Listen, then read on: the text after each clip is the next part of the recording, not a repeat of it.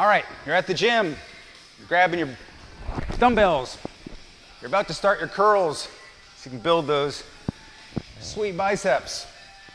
Which arm do you start with? Do you even think about it? Does it matter? Well, actually it does. You see, for most people, one arm is stronger than the other. That's just natural, right? If you're right-handed, you've done most of the things with your right hand throughout your life, your right arm is stronger. And so what a lot of people would tend to do is naturally, when they start doing curls, start with their right arm. Problem is, then the left arm doesn't get as much work. It's always going second. You might do more reps with the first arm and then not get as many with the second arm. And so you're going to continue to build that imbalance. And maybe it's not a big deal, a little bit, but over time, you don't want to end up looking like a fiddler crab with one giant arm, one little one. So you're going to want to make sure they're equal.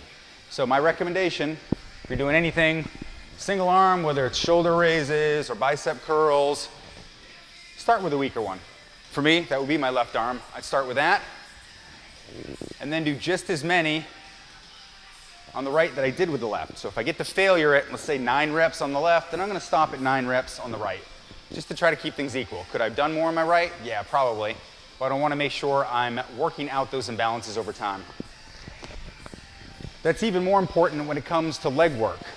And that's one of the reasons why I recommend doing some kind of single leg training, even though personally I hate it.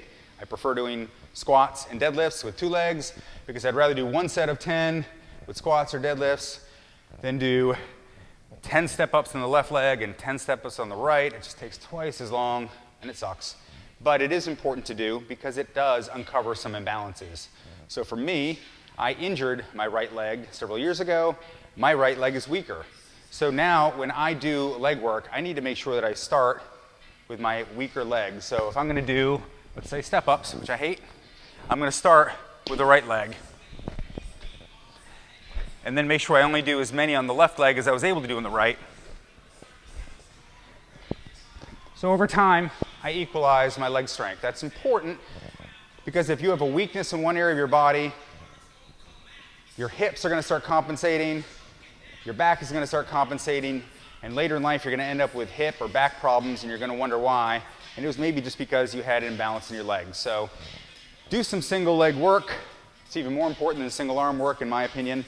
And highlight those imbalances, start on the weaker side, and then try to limit how much you do on the stronger side to be equal to the weaker side, and over time, work out those imbalances. I hope that makes sense. It's time for me to get on with my curls, so I will of course start with my weaker arm. But you guys don't need to see this. I don't want to show off. I'll see you later.